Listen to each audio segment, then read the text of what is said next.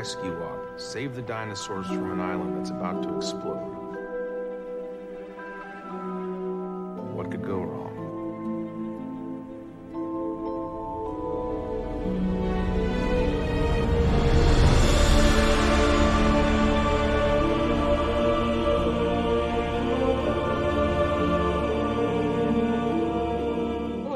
Kingdom, a return to Jurassic World 1 minute at a time. I'm Brad.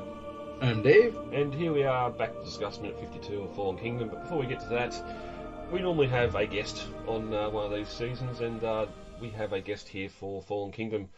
Mr Stephan Brewer, host of the King Kong Minute, another podcaster which helps out a lot behind the scenes. Welcome to the show, man. Thanks. It's good to be here. I'm really excited. I suppose a couple little questions before we do get into it. Peter Jackson's King Kong.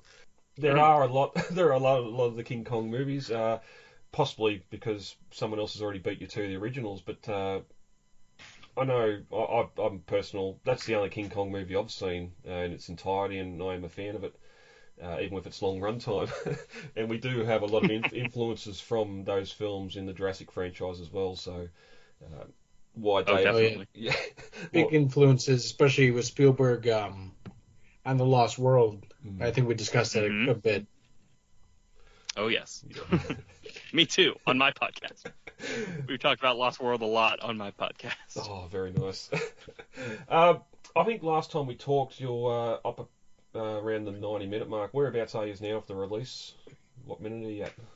So, not going to lie to you, we are on like a total hiatus, and we have been for almost a year. We are halfway through the movie. Okay. We are going to be picking it back up, hopefully right in time for the 1-year mark of our hiatus. I had my firstborn son, and life's been crazy ever since. So we're picking it back up. Yep. that will do it. Well, congratulations. Yeah, congratulations on that one. Thank you very much. Thank you. Very good. So that's King Kong. Moving over to the Jurassic franchise, how big a fan of the franchise are you? Which film did you see first? And was it in theaters? Yeah, so I'm a 1994 boy, right? So that's when I was born. I'm right after the first movie. So I didn't see the first one in theaters. I've actually, not gonna lie to you, I've only seen the first one I saw in theaters, is what I'm trying to say, is Jurassic World. I didn't see any of the first three. Mm-hmm. But I did grow up watching them on DVD, VHS. I wasn't obsessed until Jurassic World. This is backwards, but I watched Jurassic World, and it just reminded me so much of how good the first one was that I became obsessed in 2015, and I've been obsessed with Jurassic Park ever since. It'll do that. Yeah, but Jurassic World really, I mean, I caught every reference, Zara reading Malcolm's book on the monorail. I caught all the tiny stuff. And it's just I've got to rewatch the first movie, man. So ever since then, it's just been insane. Yep. And a lot of the vast majority of the fandom that's that sort of younger age would have exactly the same story to tell. So I beat you by 10 years on that. So I as well didn't get to see Jurassic in theaters, but was there for the Lost World. Oh yeah. So, I was 93, so I'm just a year ahead of you. I never saw the first in theater or the second in theaters, but the third, Jurassic Park 3, was the first one I saw in theaters, and then I've seen, of course, all the World movies in theaters, and then Jurassic Park when it's been re-released in theaters, I think in 2013. Incidentally, The Lost World, my favorite one, has not been re-released in theaters. I'm waiting for that, because I went and saw Jurassic Park in theaters for the 25th anniversary, and I've been waiting for Lost World, but I don't think they're going to do it. Well, to this date, I still haven't seen the original in theaters. I think we had the 3D re-release when that came out. Did not get in time for that. It was only a couple of days. It was very short run, which was a shame, but yeah, I would love to see them both back to back for an anniversary coming up. But, whether that happens or not, it's in the air.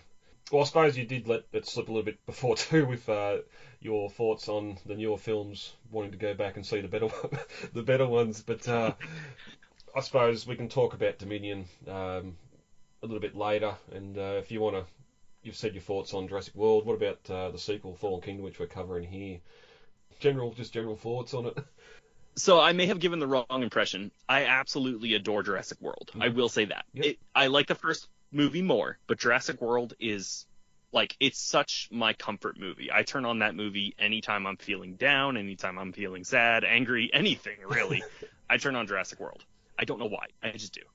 And this is a true story. For the entirety of the year of 2018, Jurassic World was playing on loop in the background on my old Xbox 360 no matter what I was doing. Wow, okay. The entirety of the year, and I'm talking 24/7. Yep. My Xbox 360 is a trooper. So, Fallen Kingdom, man, I was in the hype, you know, all that marketing and stuff. I was like into it. I was following all the leaks, and then when it came out, I'd already seen the whole movie in trailers and stuff, you know. Yep. So I knew it was going to go a direction I didn't want it to, and I was still sad when it did. I'm one of the few fans who's not, well, you know, we'll talk about the future of it all later, but I'm not a fan of the way the movie ends. Okay. Yeah, we've compared it to movies like The Force Awakens, even the 07 Transformers movie. It done what the franchise needed to have a massive resurgence, highly successful. Unfortunately, Hasbro going downhill for the toys, but Mattel then coming in afterwards to pick up the toy line and give us a lot of things we really wanted as fans and collectors we never got with the original movies. So yeah, it did do what it had to do at the end of the day. And since we covered it minute by minute, I'd have a lot more appreciation for it than I did after I walked out of theaters. I appreciate this movie now after seeing Dominion. Let's put it that way. Those sentiments are felt here too.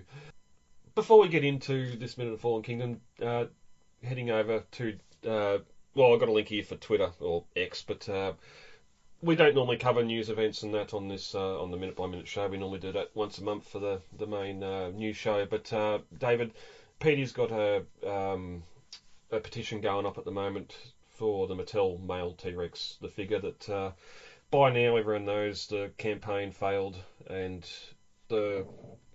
what's going to happen, the future of the figures that were in that campaign is in limbo, and us as the fans want to show Mattel that we really want that Hammond collection male T-Rex released.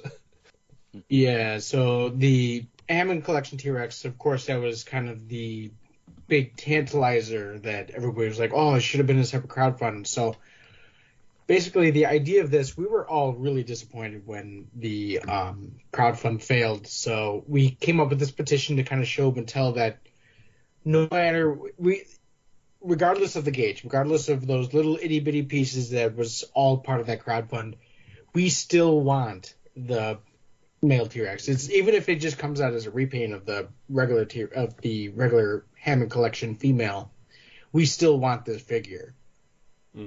And so the petition has been kind of slow, even though we've been very much pushing it, and we're kind of just hoping that the fans will kind of come together on this and show Mattel, you know what, we regret this.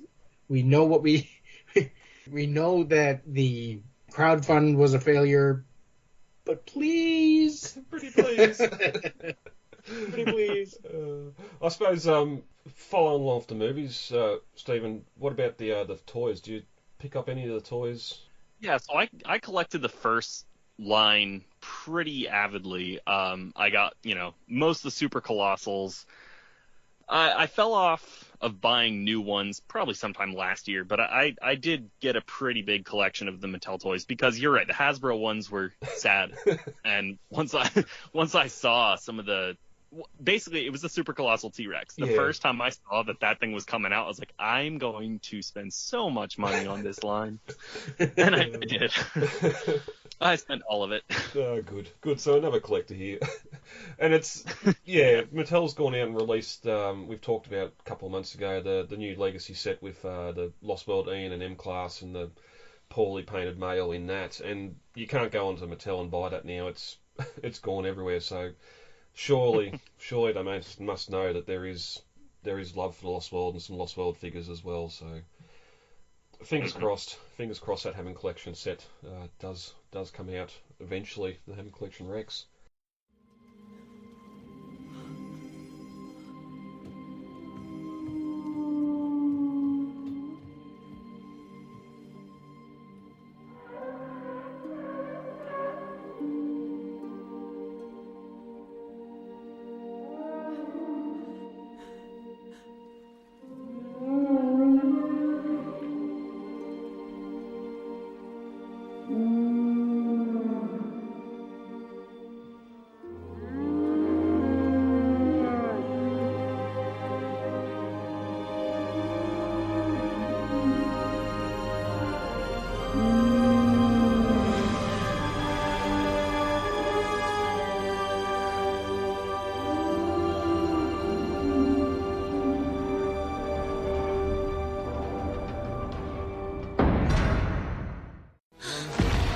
It's a dinosaur.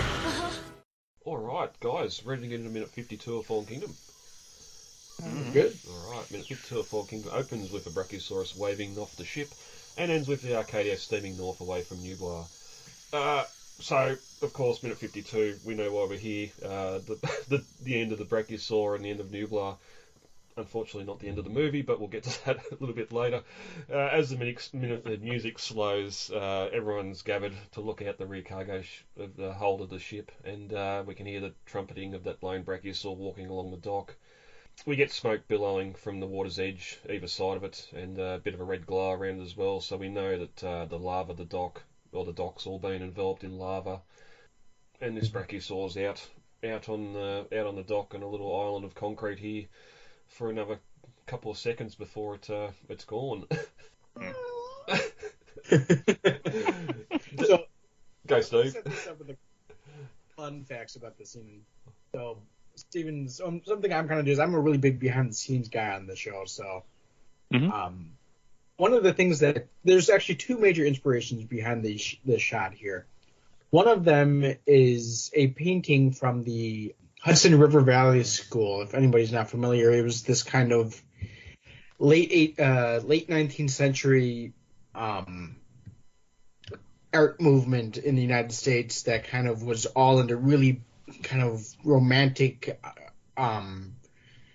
landscape paintings. And one of them by Albert Bierstadt in 1868 was called Among the Sierra Nevada, California.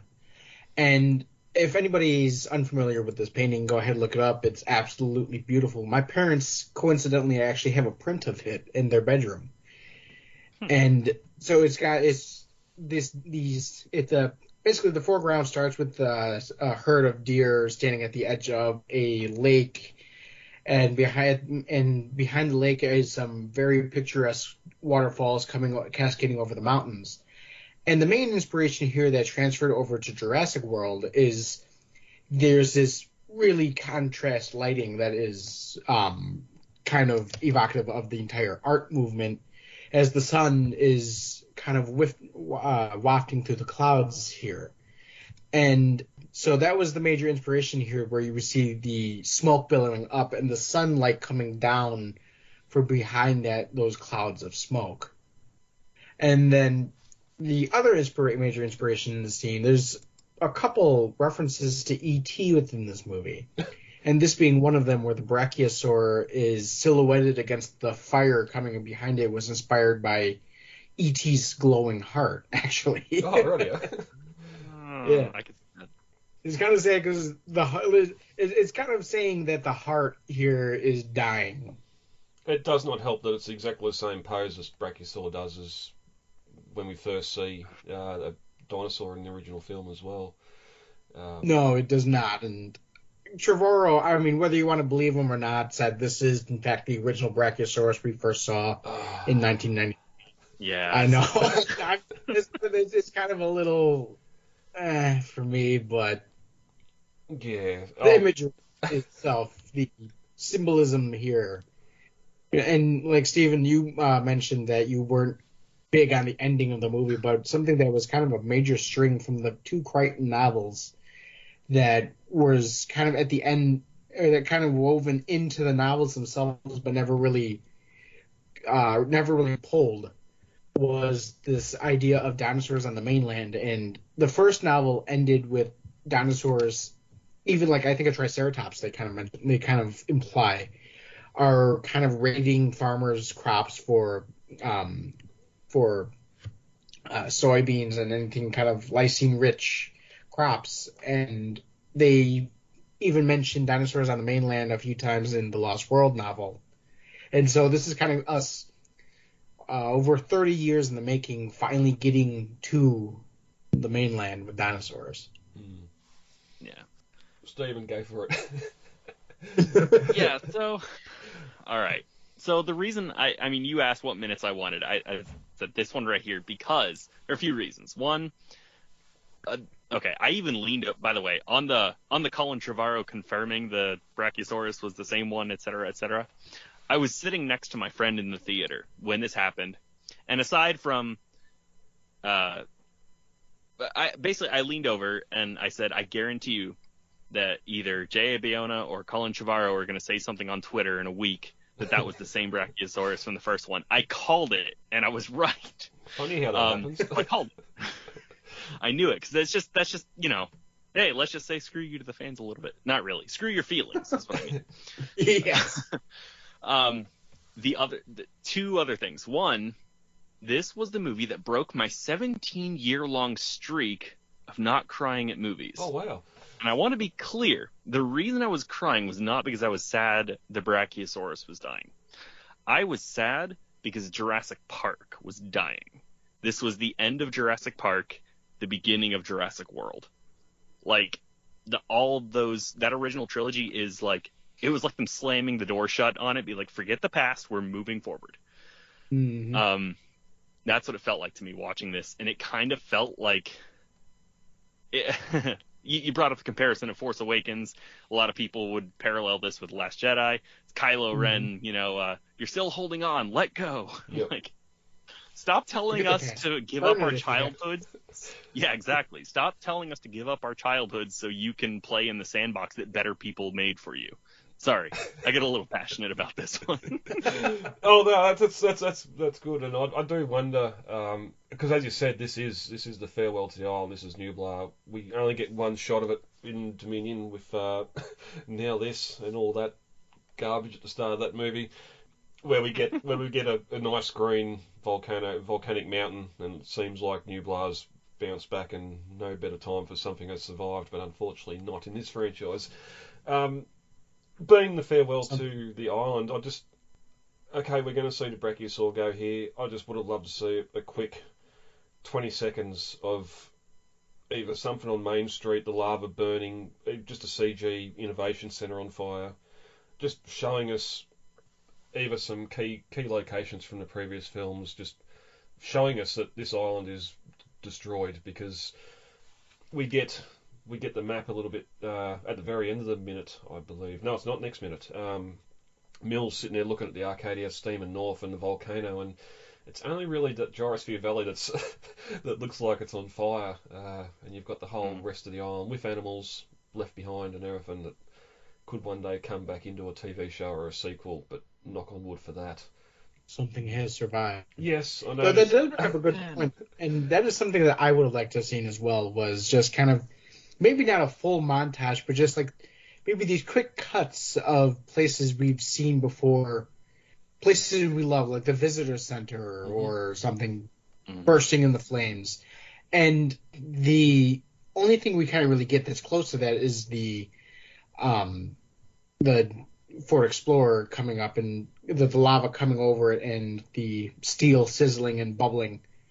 But there's this great scene at the end of the first season of The Bad Batch, which is a Star Wars animated series. And if anybody's familiar with Star Wars, or anybody's not familiar with Star Wars here, The Bad Batch, it's basically first couple years of the Empire taking over the galaxy, and one of the things that they do is destroy Kamino, which is the home world of the cloning facilities that created the clone army in the movies.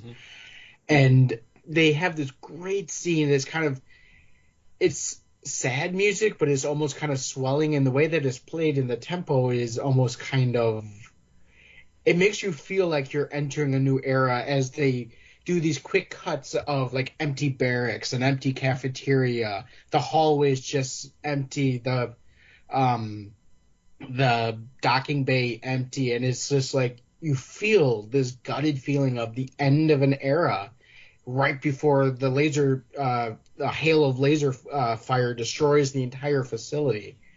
And it's kind of that moment that we have here, but done better, I want to say. Well, that's only for referencing one film too, Attack of the Clones. There may be one or two episodes of the Clone Wars that return to Kamino, but here we are. We have 3 films.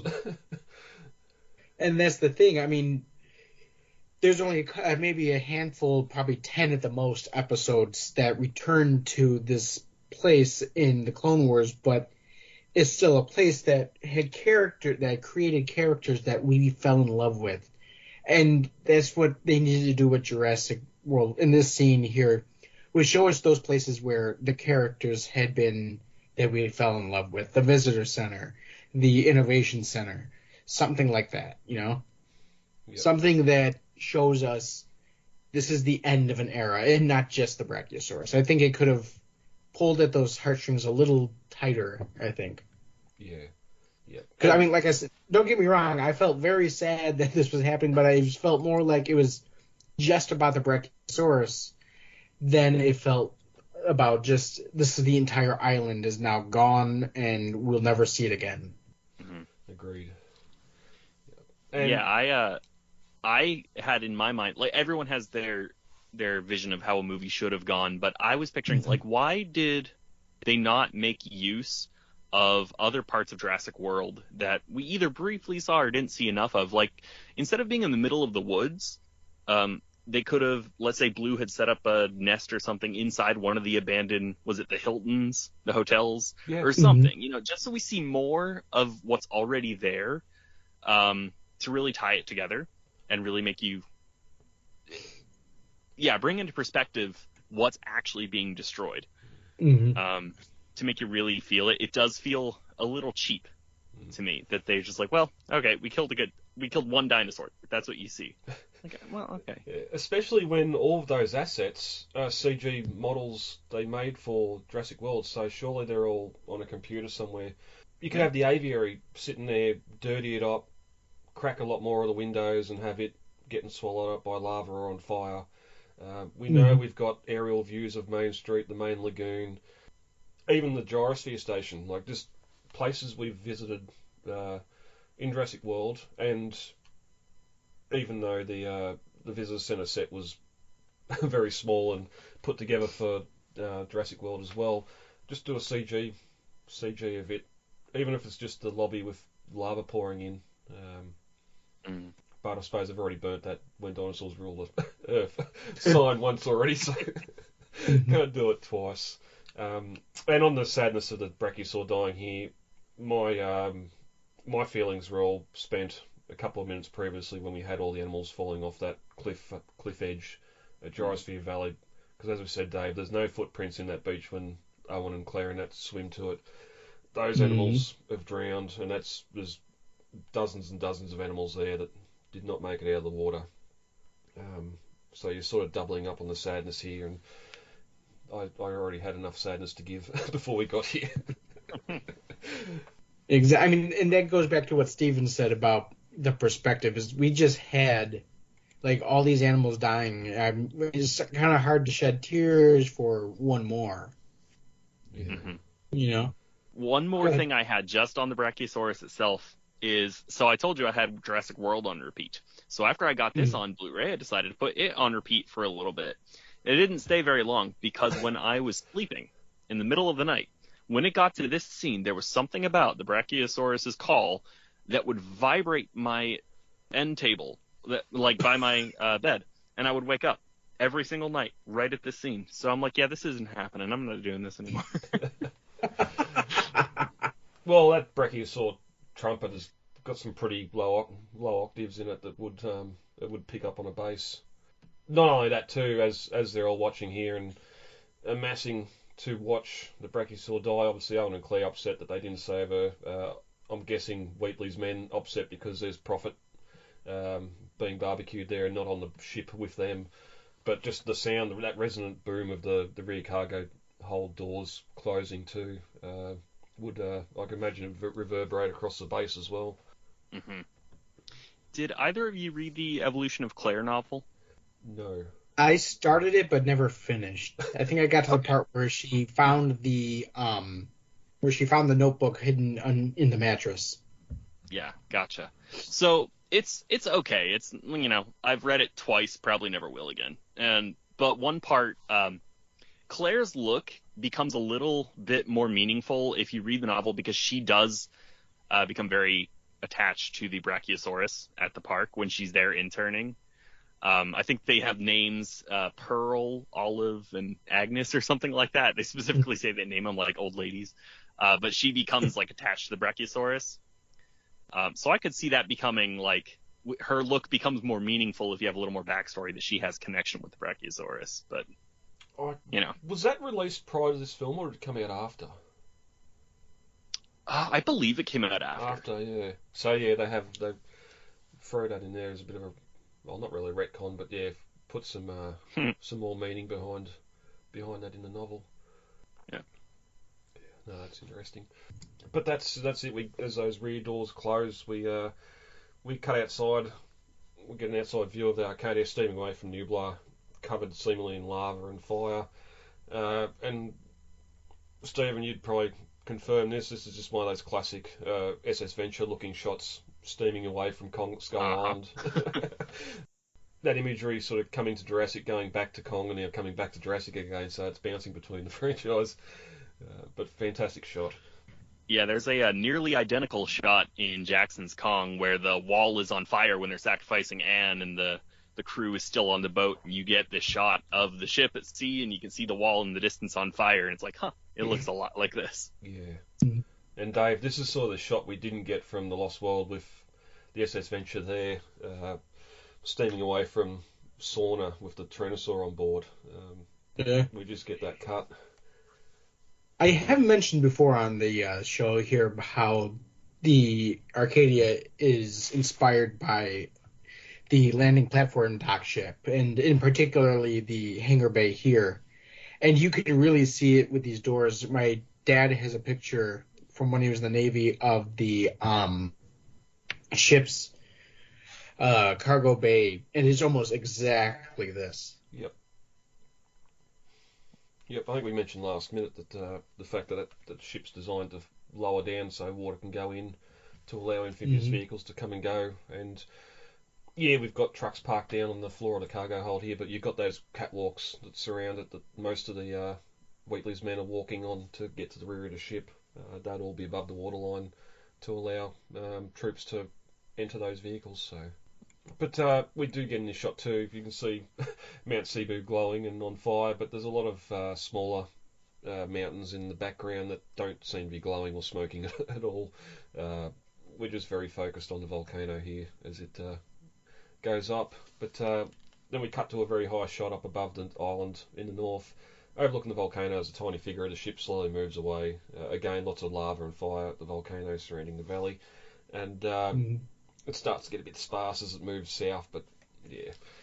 The implication from the concept art of this shot here was meant to be that the entire island is being burnt up. Obviously, they kind of only have the rivers of lava moving around in the lower regions.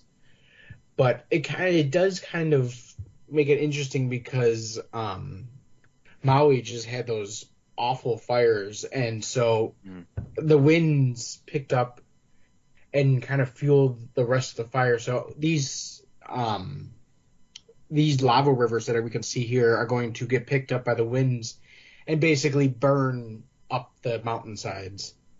Yeah, and it's a shame, as you said, that the whole issue that's happened in Maui and the disaster there, life imitating art, or vice versa, how that goes. But yeah, it's not a good situation over there. But yeah, Stephen, I don't think we have many aerial shots of Kong Island, do we? Most of it's sort of down from the human perspective, very Spielbergy. Yeah, you don't get a whole lot of up. You get some very Lord of the Rings-esque, I mean it's Jackson, but sweeping shots over the native Skull Islander village, and you get some sweeping shots of the wall, but you don't get too much higher than that to really see the landscape of Skull Island itself from up high. You do see from high places, but not like aerial shots. Yeah, okay. And I think that works to, sorry to go on a bit of a tangent here, but this is kind of in your court, Stephen. It works to the advantage of that movie, is that how much they don't explain. And that's part of what I love about The Lost World, is how much you don't see. And I brought that up a couple times when we did the Lost World Minute. And part of what brings me and attracts me to the world that PJ created in the 2005 movie was just all these ruins laying all over. And that's kind of what he did with the same thing with The Lord of the Rings, there's all these ruins just kind of lying there. You don't know the story. You don't know what they were, but they still exist, and you want to know, and it attracts you to watching the movie over and over again. Well, it certainly attracts you to certain TV shows that go back a fair while to try and show some of those structures as they were that as well. But yeah, and we've talked a lot about that with The Lost World and just how big Sauna is, what else InGen we're up to there. Not needing to introduce more islands with more outposts or science stations on them. Just you've got Nublar, you've got Sauna. That's it. Let's explore more of the island, which we sort of do in Jurassic Park 3. We get to see a little bit more there. We don't really get more of that in this film. We sort of see the bunker and that, which is a bit more of an extension of park infrastructure and that from the Jurassic World, but there is still a lot more we could have seen of Nublar. And for them to come out and say, well, we're destroying it because we want to move, we want to go to the mainland, we want to tell a new story that doesn't involve the islands and then go straight back to an isolated area, it's a shame Dominion went that way. Totally agree. So you can argue that, they've had volcanic activity being referenced as early as the first novel, geothermic generators, I think, in the first novel. I don't remember exactly. You can argue that the volcano was kind of always on the horizon of something that could happen and destroy the island. But you didn't have to. You could have continued to have Jurassic's movies on islands, instead of wiping out the island that we all know and love, and then just taking it to the mountains of, I don't even remember. See, because I watched Dominion a few times and I just don't care where it is. So I'm sorry. I do like Dominion in some places, but I just don't care that much. Yeah, there's no reason to wipe out an island and then take it somewhere else isolated. You're right. Yep. And yeah, as the minute ends, we see that ship steaming north, and that's the end of the movie. We get to see where the Arcadia is going to in the next film, don't we? I hope. I honestly thought it would have been better had they done that, had they split it into two movies, but whatever. Especially when you have so much, it's not so much I suppose, but a chunk of The Lost World showing the humans returning to the island. The dinosaurs have been there long enough to sort of look after themselves, and it's not as easy as just tranking something or throwing a lasso around a Parasaurolophus' neck. It takes a little bit more than that to get it to the ground and to get into a cage. Whereas here, bing, bam, boom, Wheatley's men have got everything, even the T-Rex, we talked about that a couple of minutes ago, captured in next to no time without any issue. It may have got more criticism. I know a lot of people do enjoy the second part of the film where we do get off island and get to Bayona's nightmare in haunted house in northern California. There, you're never going to please everyone, and one person loves it, another person hates it. That's just fandoms. That's just fans. So it's a shame. Anything else on 52 before I get into novel comparisons? No, I'm good. I suppose, is there a novelisation for Kong? I'd imagine there would be. But you know what? You'd think I would know. Okay. But I don't. I'm just wondering, but I don't. Because it's so long, I wonder if there'd be any differences, because I know when Jackson films stuff, he films everything and most of it stays in or does get put back in for an extended version. So we've been following the novels since The Lost World, and just most of the time they're going off shooting scripts, pre-production scripts and that, so there are little differences here and there, or little bits the authors added just to sort of fill out scenes and that to make that screenplay into an actual novelisation. So yeah, I'd have to check. But I'd imagine it'd be no different to Lord of the Rings and that. You'd probably have to have a half encyclopedia with all of different volumes for each movie for the extent. So yeah, there is a book that is basically just all the concept art of every creature they could think of. They came up with an entire ecosystem packed with animals. There's probably one animal on screen for every 15 that doesn't show up on screen. And they did release that as a book, but it's not really a novel as much as an explorer's guide. Yep. So I do have that, but Yeah, there's so much content that's not even in the movie. It's insane. I was gonna say, yeah, the World of Kong book is really fascinating. I've seen images from it. I've never actually bought it, though. I've kind of wanted to. You might just be the push that convinces me to go get it. So it's Be right expensive, back and on I it. wouldn't own it if my co-host hadn't given it to me as a gift for my wedding. He gave it to me for a wedding gift, and that was where nice.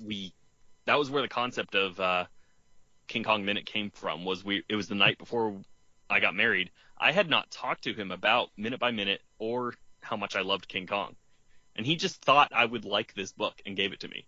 I was like, okay. Here's what a That minute by might be minute why I don't podcast have is. Will you do it with me? And he said yes. I think the price might be why I don't have it yet. Oh, you look. Yeah, it's pretty expensive. He just had it from when he was a kid. Oh, okay. Yeah, so he's picked it up for $9.95 on clearance at Barnes and Noble or something and passed it on to you. He obviously didn't know how much it was worth either, otherwise it would have been straight to eBay. No, he's a great guy. Not to plug my own podcast, but if Oh, you do do it. listen to Do it. the King Kong Minute, okay, fine, here we go. King Kong Minute. My co-host is named Terry. He is a very, very big-hearted soul. He's my best friend, has been for a very long time. So, yeah, it's a fun podcast, but he wouldn't care if he knew how much it cost. He's just a very good guy. So, you can hear more of us being crazy over on King Kong Minute, but Yeah. it's fun. Very nice, very nice. And I did mention the novel before. We do get a little bit extra here from Owen and Claire. Seeing the Brachiosaur give that final roar as steam envelops her, they're sad that they couldn't save all the dinosaurs. It's not just about the Brachiosaurus. They're sad for all the animals that were left behind, knowing they're all sharing the same fate as the Brachiosaur we see on screen here. So that's our little bit of extra stuff for the novel. Stephen, thanks for joining us for minute 52. You're going to be back next week for minute 53 as well. But until then, guys, how about we get out of here? All right, sounds good.